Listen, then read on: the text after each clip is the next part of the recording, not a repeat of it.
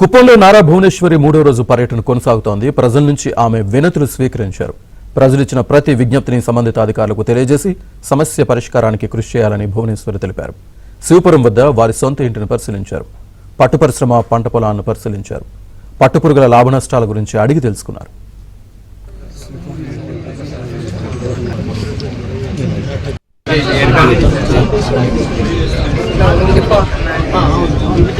Water వెళ్ళిన తర్వాత ఇట్లా తయారు మీకు ఇచ్చేటప్పుడే ఎక్స్పెన్సివ్ అది ఫార్మర్స్ వాళ్ళకి ఎది కావాలో అది తీసుకోవాలి.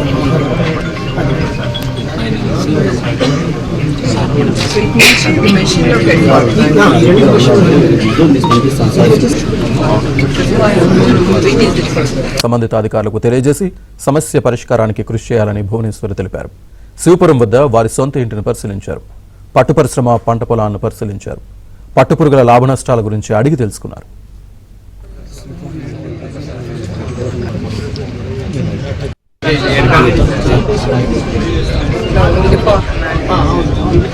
వాటర్ వెళ్ళిన తర్వాత ఇట్లా తయారు మీకు ఇచ్చేటప్పుడే ఎక్స్పెన్సివ్ అది ఫార్మర్స్ వాళ్ళకి ఎది కావాలో అది తీసుకోవాలి.